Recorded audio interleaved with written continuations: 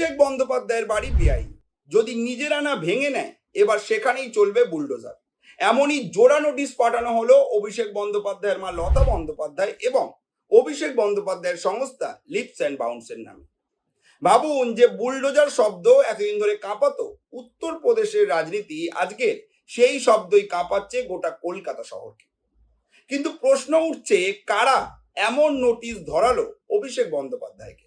প্রশ্ন উঠছে, কোন অভিযোগেই বা এমন নোটিশ পাঠানো হলো? তবে কি এবার সত্যিই ভেঙে দেওয়া হবে অভিষেক বন্দ্যোপাধ্যায়ের বাড়ি? আজকের এই ভিডিওতে আমরা এই সমস্ত প্রশ্নের উত্তর এক এক করে তুলে ধরবো আপনাদের সামনে, তাই অবশ্যই ধৈর্য ধরে ভিডিওটি শেষ পর্যন্ত দেখতে ভুলবেন না। চলুন শুরু করা যাক। প্রথমেই আপনাদের জানিয়ে দেব, 19শে মে কলকাতা পুরসভার তরফ থেকে দুটি নোটিশ জারি করা হয়েছে। একটি জারি করা হয়েছে অভিষেক বন্দ্যোপাধ্যায়ের মা লতা বন্দ্যোপাধ্যায়ের নামে এবং দ্বিতীয়টি অভিষেক বন্দ্যোপাধ্যায়েরই সংস্থা লিপস অ্যান্ড বাউন্সের নামে। আপনারা অনেকেই হয়তো ভাবছেন এই লিপস অ্যান্ড বাউন্স নামটা চেনা চেনা লাগছে। অবশ্যই, কারণ এই নামটা পশ্চিমবঙ্গের রাজনীতিতে নতুন কোনো নাম নয়। আমরা আগেও নিয়োগ দুর্নীতি মামলায় বহুবার এই সংস্থার জড়িয়ে থাকার অভিযোগ সম্পর্কে শুনেছি। আমরা শুনেছি ইডির অভিযোগ। ইডি একাধিকবার অভিযোগ করে জানিয়েছে এই সংস্থার মাধ্যমে কোটি কোটি টাকার লেনদেন হয়েছে, এমনকি যার কারণে অভিষেক বন্দ্যোপাধ্যায়কে অতীতে একাধিকবার জেরা করেছে ইডি। এবার সেই সংস্থার সম্পত্তিকেই নজরে আনলো কলকাতা পুরসভা। এবার আপনাদের জানাবো যে নোটিশে কোন দুটো ঠিকানা উল্লেখ করা হয়েছে।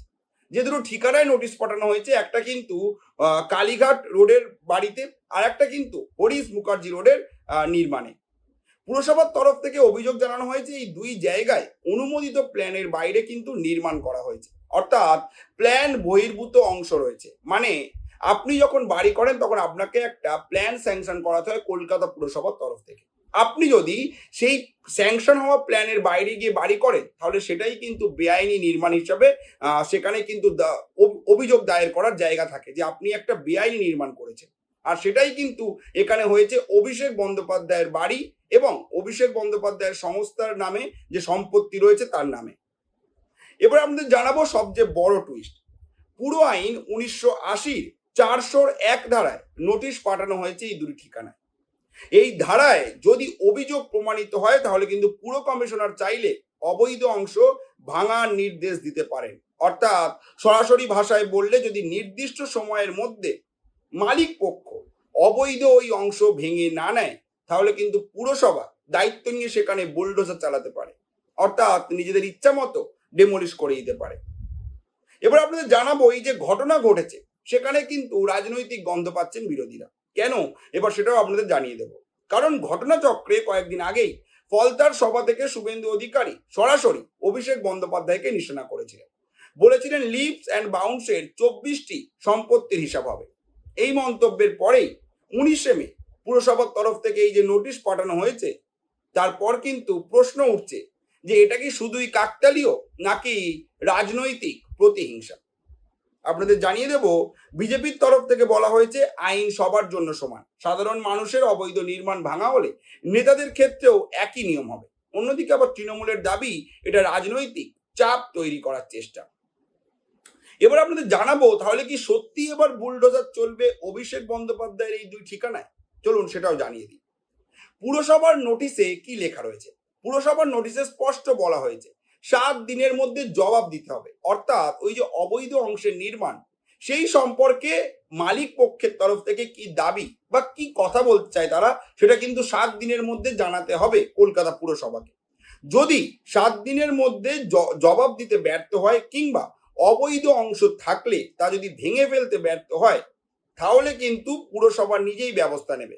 অর্থাৎ আমরা যদি প্রশাসনিক ভাষায় বলি তাহলে কিন্তু বলা যায় ডেমোলিশন অ্যাকশন, রাজনৈতিক ভাষায় বলা যায় বুলডোজার অ্যাকশন। এবার আপনাদের জানাবো, এই যে গোটা ঘটনা, এটা নিয়ে কলকাতার মেয়রের কি বক্তব্য। কলকাতার মেয়র ফিরহাদ হাকিম জানিয়েছেন এই নোটিশ সম্পর্কে তিনি কিচ্ছু জানেন না। মানে ভাবুন, কলকাতার মেয়র জানেন না কলকাতার কোথায় বেআইনি বাড়ি রয়েছে, এবং তিনি এটাও জানেন না যে কলকাতা পুরসভা বর্তমানে অভিষেক বন্দ্যোপাধ্যায়কে নোটিশও পাঠিয়েছে। মানে তিনি জানেনই না যে কলকাতায় হচ্ছেটা কি। অর্থাৎ এখানে কিন্তু প্রশ্ন উঠে যায়, তিনি আদেও মেয়র পদে থাকছেন ঠিকই, কিন্তু দায়িত্ব কি পালন করছেন? যদিও এই নিয়ে কিন্তু শুরু হয়েছে নতুন বিতর্ক। বিজেপি বিধায়ক তাপস রায় কটাক্ষ করে বলেছেন, এখন আর কেউ ফিরহাদ হাকিমকে গুরুত্ব দেয় না। অর্থাৎ প্রশ্ন ওঠে আরো একটা, যে পুরসভার অন্দরেও কি শুরু হয়ে গিয়েছে ক্ষমতার টানাপোড়েন? যদিও রাজনৈতিক বিশেষজ্ঞদের মতে বাংলার সরকার বদলের পর প্রশাসনের ভেতরেও সমীকরণ কিন্তু দ্রুত বদলাতে শুরু করেছে। আর সেই পরিবর্তনের প্রথম বড় প্রতীক হয়তো এই নোটিশ। আরো একটা বিষয় এখানে আপনাদের বলা উচিত, সবচেয়ে গুরুত্বপূর্ণ বিষয় যেটা, সেটা হলো এই যে নোটিশ পাঠানোর বিষয়টা, এটা কিন্তু এমন কোনো বড় বিষয় নয়। একটা অবৈধ অংশের নির্মাণ, সেটা সম্পর্কে নোটিশ পাঠানো হয়েছে, কিন্তু বুলডোজার অ্যাকশন চলবে, এটা কিন্তু একটা বিরাট বড় ঘটনা। কারণ এতদিন ধরে আমরা দেখেছি উত্তরপ্রদেশে বুলডোজার রাজনীতি নিয়ে কিন্তু কম বিতর্ক হয়নি। বিরোধীদের অভিযোগ ছিল বেছে বেছে বিরোধীদের টার্গেট করা হচ্ছে। তো আর এবার সেটাও কিন্তু পশ্চিমবঙ্গে সেই অভিযোগ উঠতে পারে যে বেছে বেছে বিরোধীদের বাড়ি টার্গেট করা হচ্ছে। তবে আপনাদের জানিয়ে দেব যে না, এটা কিন্তু একদমই কলকাতায় হচ্ছে না। কারণ কয়েকদিন আগে কলকাতার আরো একটি চামড়ার ফ্যাক্টরিতে আগুন লেগে গেছিল এবং সেখানেও কিন্তু অবৈধ নির্মাণ বলে বুলডোজার অপারেশন চালানোর নির্দেশ দিয়েছিল শুভেন্দু অধিকারীর সরকার। যদিও হাইকোর্টের তরফ থেকে সেই অ্যাকশন এখনো পর্যন্ত স্থগিত রাখার নির্দেশ দেওয়া হয়েছে। অর্থাৎ এটা কিন্তু ঠিক নয় যে শুধুমাত্র রাজনৈতিক প্রতিহিংসার কারণে কিংবা রাজনৈতিক দিক থেকে এই আক্রমণ করা হচ্ছে কিংবা বুলডোজার অ্যাকশন নেওয়া হচ্ছে, এটা কিন্তু বলা যায়। আপনাদের কি মনে হচ্ছে অভিষেক বন্দ্যোপাধ্যায়ের এই যে বেআইনি নির্মাণ, এটা কি ভেঙে দেওয়া উচিত নাকি তাকে ক্ষমা করে দেওয়া উচিত? যদিও অন্যদিকে কিন্তু অনেকের বক্তব্য যে বেআইনি নির্মাণ ভাঙার আগে সেখানে কিন্তু যারা থাকছেন তাদের অন্য জায়গায় আগে পুনর্বাসন করানো উচিত, তারপরেই কিন্তু সেই নির্মাণ ভাঙা উচিত। আপনাদের কি মনে হয় অভিষেক বন্দ্যোপাধ্যায়ের এই বাড়ি কি ভাঙা উচিত নাকি উচিত নয়? জানাতে ভুলবেন না আপনাদের মতামত কমেন্ট করে। ধন্যবাদ।